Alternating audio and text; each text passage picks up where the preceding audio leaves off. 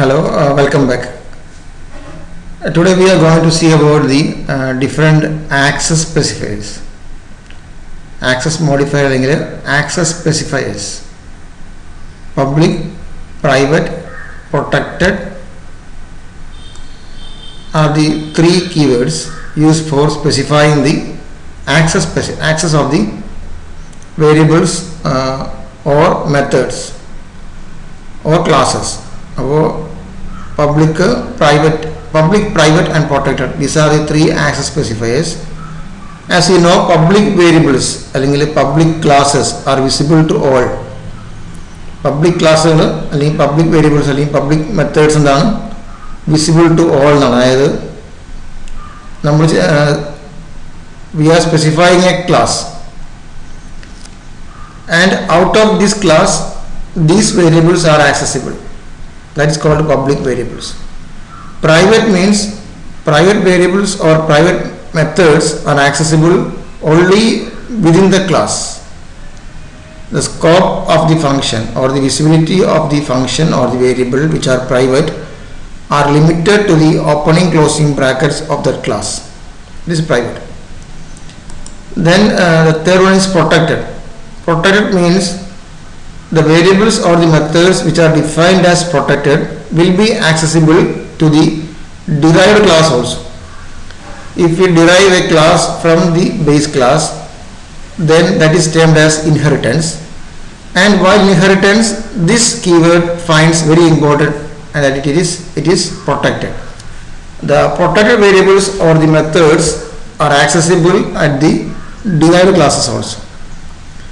If we are not specifying any of these keywords before a variable declaration or a class declaration, then the default access type is friendly access or the default access. Default access or the friendly access. It means that the visibility is limited to the package in which that program is contained. Some programs can be clubbed together to a package, and this default access means they are accessible inside the current package. So the default type is friendly access. There is no keyword called friendly, but we have an access type called friendly access. These are the three keywords available for the controlling the access specifiers. Okay. So next we are going to see about non-access modifiers. Non-access modifiers means there are some extra restrictions or keywords which can be given or some specialities given. So these are some of the keywords used as non-access modifiers. First one is static. A static there can be static variables. There can be static methods. Static variables are variables which are shared by all the objects. Variables which are shared by all the objects. So if an instance of a static variable is present, then that value will be accessible to all the methods. A static method is a method which is called using the class name. Normally we are calling a function using the object name. If I have a class called student, then I will be creating an object called student s1, then I will be calling as s1.display. But in the case of static methods, we are calling the method using the class name. That is, if the class name is student, then we will be calling the function as student dot. Okay, so these are static methods. As we know, main function is also a static method, and so main function will be called using the class name. If the class name was student, then the main function will be called as student.main. This main function name or the class name will be obtained to the Java interpreter while we give the command as Java student. So the interpreter will call the main function as student.main function. So that's why we are declaring the main function as a static function, and the execution starts from the main function. So we have static variables and static methods. Then abstract. Abstract is a keyword, is a non-access modifier which is given along with the methods. If I am defining a variable as method as public void abstract display, then it means that that method does not have any body defined in that. If a method is not defined, if the body of the method is not specified, then we have to define that method as abstract. So public void abstract display means the body of the function is not defined. Since the body of the function is not defined in that class, we cannot create objects of that class. Since the body of a function is not defined, that method is an abstract method. So if a class contains any abstract methods, then we cannot create objects of the class. So the idea will be deriving a class from this class, and we will give definition to the method. So it becomes compulsory to give a definition at the derived class. I am repeating, it means that if I have an abstract method in the base class, that method does not have any body, and so we cannot create objects of that class.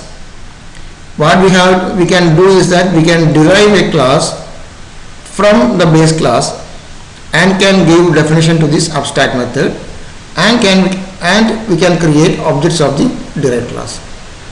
So abstract methods have no body, and it insists for method definition in the derived class. Okay. And if any of the functions in a class is of abstract type, we have to define the class as abstract also. If any of the methods in a class are abstract type, then we have to define the class as abstract. Okay. Now we have the important concept called interface. That is, if all the functions of a class are abstract type, then we have to rename the class as an interface. So we will be defining it as interface student. If all the methods of the class student are abstract, then we have to rename the class as interface. So we have to define as interface student, opening closing brackets. Okay. So in order to use an interface, we have to derive another class from the interface and have to redefine the body of all the abstract methods. So this is a most important concept of interface.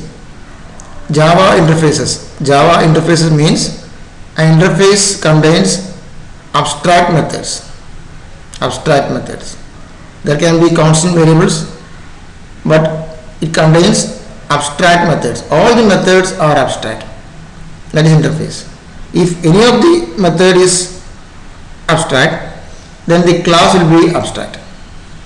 If all the methods are abstract, then the class is renamed as interface. Okay.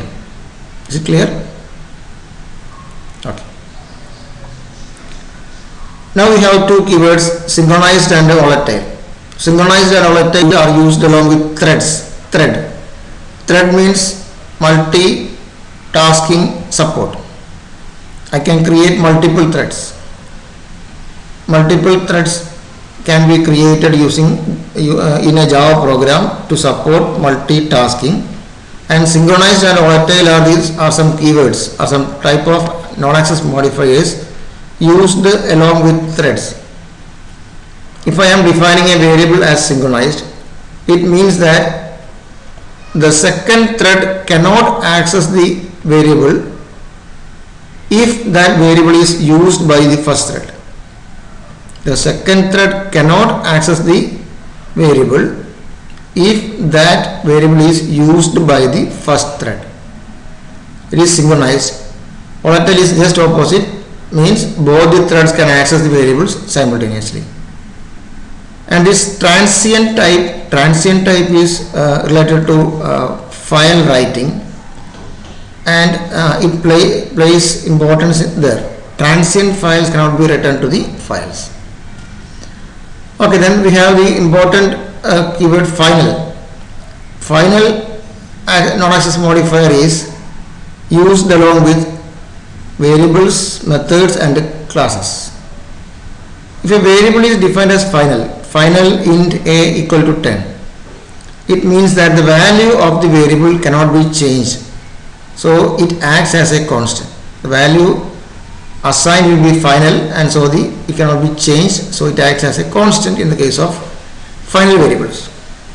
If you are defining final methods, it means that methods cannot be overridden in the derived class.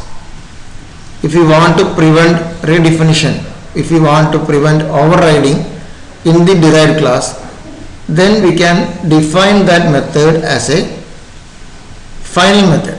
So final methods are having final body, and so they cannot be overridden in the derived class. If a class is defined as final, it prevents derivation.